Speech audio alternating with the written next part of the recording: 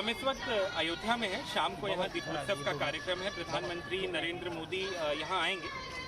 2020 में आखिरी बार यहाँ आए थे, तब राम मंदिर का शिलान्यास किया था, फाउंडेशन स्टोन उसका ले किया था, और आज फिर से अयोध्या आ रहे हैं। इस बार वहाँ पे प्रेयर्स ऑफर करेंगे, उसके बाद दीपोत्सव का कार्यक्रम देखेंगे। और भी उनका कार्यक्रम है, तो करीबन 2 से 3 घंटे वो यहाँ रहेंगे। इससे पहले कि मैं और उनके बारे में बात करूँ, मैं आपको कुछ अयोध्या में क्या बदला है उसके बारे में थोड़ा बहुत दिखाना चाहता हूँ। ये एक नया इंस्टॉलेशन है, लता मंगेशकर की याद में इसको यहाँ इंस्टॉल किया गया है। ये अयोध्या का एक मेन चौक है। सामने अगर आप जाएंगे तो नया घाट, जहाँ पे दीपोत्सव का मेन कार्यक्रम होता है, वो होता है। और दूसरी तरफ अगर आप जाएंगे तो जहाँ राम मंदिर बन रहा है उस तरफ का रास्ता है। तो एक तरह से ये एक प्रमुख चौक या इंटरसेक्शन है अयोध्या का। ये बड़ी सी एक वीणा है, इसको यहाँ कुछ दिन पहले इंस्टॉल किया गया, और उसके बाद से आज खैर सजावट भी यहाँ काफ़ी है और साफ़ सफाई भी है। इसके अलावा आप देख सकते हैं कई लोग यहाँ पे आए भी हुए हैं, जो लोग, कुछ लोग सेल्फी ले रहे हैं, कुछ लोग ये सज्जन है। आपका नाम क्या है बताइए? आपका गमछा बहुत अच्छा है। दूसरा नाम है, कन्नौज से आए हैं। कन्नौज से आए हैं। अब आप आए आराम से या कोई दिक्कत हुई? या तो कोई दिक्कत नहीं है, अच्छा है। हमें अयोध्या में बहुत अच्छा लग रहा। माननीय यशस्वी प्रधानमंत्री जी और यशस्वी योगी आदित्यनाथ जी ने बहुत अच्छा काम कराया। 27 लाख दिए जलाए जाएंगे, विश्व का रिकॉर्ड बनेगा। हमें बहुत अच्छा होगा। राष्ट्र की करो तैयारी, आ रहे हैं भगवाधारी। ये बताइए मिश्रा जी कि कुछ लोग ऐसा कह रहे हैं, आपके राजनीतिक विरोधी जो हैं बीजेपी के, कि मोदी जी हिमाचल और गुजरात के चुनाव से पहले ये मंदिर जा रहे हैं, केदारनाथ या बद्रीनाथ, चाहे ऐसा है। विपक्ष के पास कोई काम नहीं रहा, यही बात करेंगे, क्योंकि राम मंदिर पहले भी आए थे। कब चुनाव था? नहीं था। इसलिए आ रहे हैं दीप महोत्सव के कारण। 27 लाख जो दिए जलाए जाएंगे, विश्व का रिकॉर्ड बनना है। आपका नाम क्या है? जी, मेरा नाम राम नारायण त्रिपाठी है। त्रिपाठी जी बताएं कि अयोध्या में आप अयोध्या के ही हैं? नहीं, मैं संत कबीर नगर उत्तर प्रदेश का हूँ, लेकिन अयोध्या से ही पढ़ा लिखा हूँ। तो अयोध्या पढ़े लिखे हैं। पहले के अयोध्या और अब के अयोध्या में क्या फ़र्क है और क्या कमी है दोनों चीज़? वैसे देखिए, 2016 से पहले जब मैं आया था, 2016 में मैं आया था, फैजाबाद में जाके पढ़ता था। 3 साल तक लगभग रहा था। 3 सालों में काफ़ी डेवलपमेंट दिखा। डेवलपमेंट की जैसे सड़कें हुई, स्वच्छता हुआ, रोड लाइट हुई, फिर ये जो मूर्तियाँ हुई, जैसे कि चाहे वो अंदर की मूर्तियाँ हुई, चाहे हनुमान जी की मंदिर हो गई, चाहे ये मान लीजिए लता मंगेशकर जी की आदमी नया बना ही है। तो कुल मिला जुला कर डेवलपमेंट हो रहा है। ऐसा नहीं, डेवलपमेंट में काफ़ी ग्रोथ है। कोई ऐसी चीज़ बताइए जो आप चाहते हैं और सुधार और तेज़ी से सुधार? बहुत सुधार का मतलब कि जल की स्वच्छता को लेकर और सुधार किया जा सकता है, और गुंजाइश है। जल मुख्यतः जो जल है, सरयू नदी का जल है, उसके स्वच्छता को लेकर। फिर बाढ़ जो प्रभावित एरिया हो जाते हैं, जैसे कि फैजाबाद का गुप्तार घाट जो किनारा है, वो बाढ़ प्रभावित, तो बाढ़ वाला मैटर थोड़ा सा ध्यान दिया जा सकता है। या ये जो तराई क्षेत्र सारे हैं, तो संत कबीर नगर से लेकर सिद्धार्थ नगर, बलरामपुर होते हुए अभी बलरामपुर हाल ही में 4-5 दिन पहले बाढ़ में डूबा है। तो उसका एक इंतजाम होना चाहिए कि प्रतिवर्ष बाढ़ आ जाए और बाढ़ से फिर फसलें बर्बाद हो जाए। तो इन सब चीज़ों में सुधार हो सकता है। बाकी और इन सब पे बेहतर कार्य हो रहा है और अच्छा कार्य होना भी चाहिए।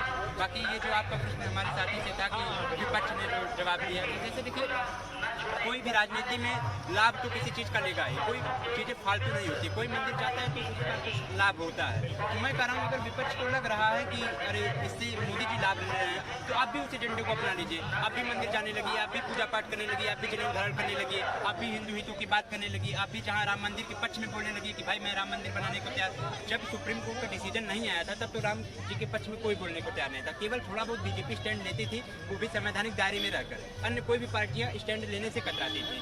और पूर्व में 47 से लेकर काफ़ी समय तक अन्य सरकारें रही हैं। एक ऐसा माहौल बना दिया गया था कि हिंदू नैरेटिव, मतलब हिंदू गर्व नहीं कर सकता था। एक साथ पूछिए तो शायद वो कहें कि भाई हम डेमोक्रेसी हैं, हम सबके लिए काम करें। नहीं, तो लोकतंत्र में सबके लिए काम होना चाहिए। मैं क्या कह रहा हूँ, लोकतंत्र में इसका मतलब ये नहीं, सबके लिए काम होने का मतलब ये नहीं है कि आप 75% को इग्नोर कर दीजिए। अकबर महान था, ये ठीक है, लेकिन महाराणा प्रताप भी महान थे। लोकतंत्र का मतलब ये हुआ, ये नहीं कि अकबर ही महान थे लेकिन महाराणा प्रताप महान नहीं थे। कुछ लोग ये भी कह सकते हैं कि ये कैसे धारणा है कि दोनों को महान नहीं कहा जाता था? पहले भी तो कहा जाता था। नहीं, पहले नहीं कहा जाता था। पहले अगर कहा जाता होता तो पहले आखिर सरदार पटेल जी को जो सम्मान मिला है स्टैच्यू ऑफ यूनिटी के द्वारा, या फिर उनकी जो 31 अक्टूबर को राष्ट्रीय एकता दिवस के रूप में मनाई जानी हुई, या फिर सुभाष चंद्र बोस जी को जो सम्मान मिला है, परम जो दिवस उनका जन्म दिवस है, आपको लगता है पहले नहीं मिला उनको? पहले नहीं मिला। पहले केवल कुछ परिवारों को मिला, कुछ खास लोगों को मिला। जैसे कि मेरा ये मानना है, जबकि मिलना सबको चाहिए था। ये पहले अगर मिला होता तो आज इनके पास स्पेस ही नहीं होता।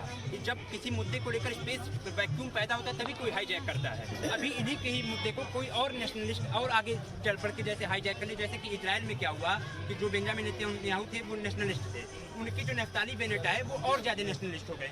वो उनको हाईजैक कर ले गए, तो वो देखे चेंज में आ गए। क्या है कि अभी भी अगर आदमी चाहे कोई आज भी नेशनलिस्ट पार्टी के हिंदुत्व के नाम पर मोदी के भी एजेंडे को हाईजैक कर सकती है। चारों शंकराचार्य, चारों के जो शंकराचार्य हैं उनको सम्मान देकर, फिर और अन्य अन्य जो अरे स्पेस है जहाँ जैसे भगत सिंह जी को, फिर और अन्य बहुत से क्रांतिकारी हैं जो अभी बचे हैं। चलिए, आप अच्छी राजनीतिक बातें कर रहे हैं तो आपसे ये भी पूछ लें, चुनाव की भी एक बात कर रही है कि कुछ लोग ये कह रहे हैं कि आम आदमी पार्टी मोदी जी के एजेंडे को थोड़ा हाईजैक कर रही है या राजनीतिक लाभ, आपको लगता है?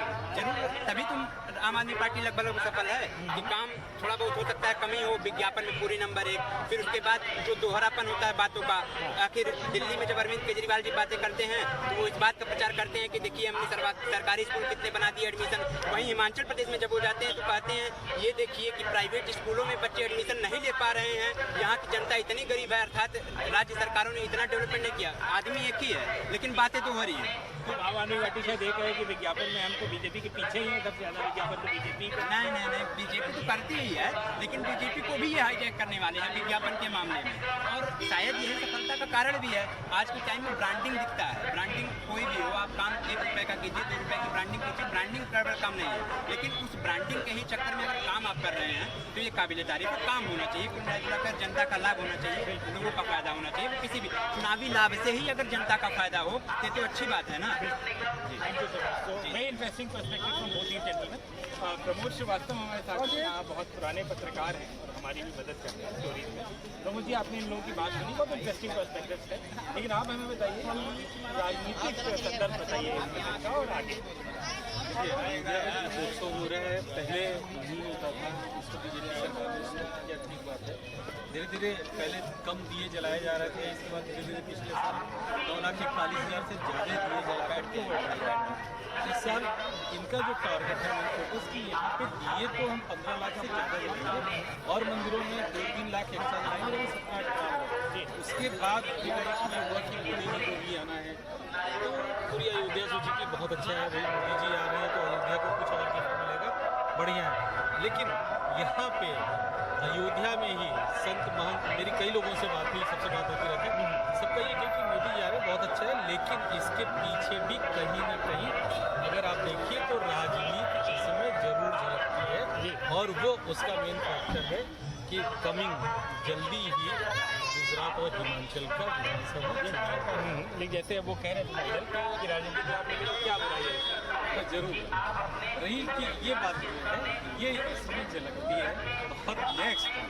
ये देखिएगा कि किस तरह से फिर आने वाले जो त्यौहार होंगे उसमें भी चुनाव के मद्देनजर बहुत इंटरेस्टिंग पर्सपेक्टिव था। बस बाबा, अभी 2 मिनट में आपसे भी बात कर लेते हैं। बहुत लोग हैं जो अपनी बात यहाँ बताना चाहते हैं, लेकिन जी बस बाबा 2 मिनट में आपसे बात करते हैं। लेकिन ये एक शायद अच्छी चीज़ है कि इंतज़ाम है यहाँ पे, लोग आ पा रहे हैं जहाँ भी उनको आना है। पुलिस का काफ़ी सख्त इंतज़ाम है, जाहिर सी बात है, प्रधानमंत्री खुद आ रहे हैं तो पुलिस का इंतज़ाम होगा, लेकिन साथ ही साथ लोग आ भी पा रहे हैं और शायद शाम को जो भी देखने आ रहे हैं, जो उत्सव मनाने आ रहे हैं, वो आराम से मना पाए, यही सबकी इच्छा रहेगी। प्रमोद श्रीवास्तव और राजेश गुप्ता के साथ आलोक पांडे, DTV इंडिया।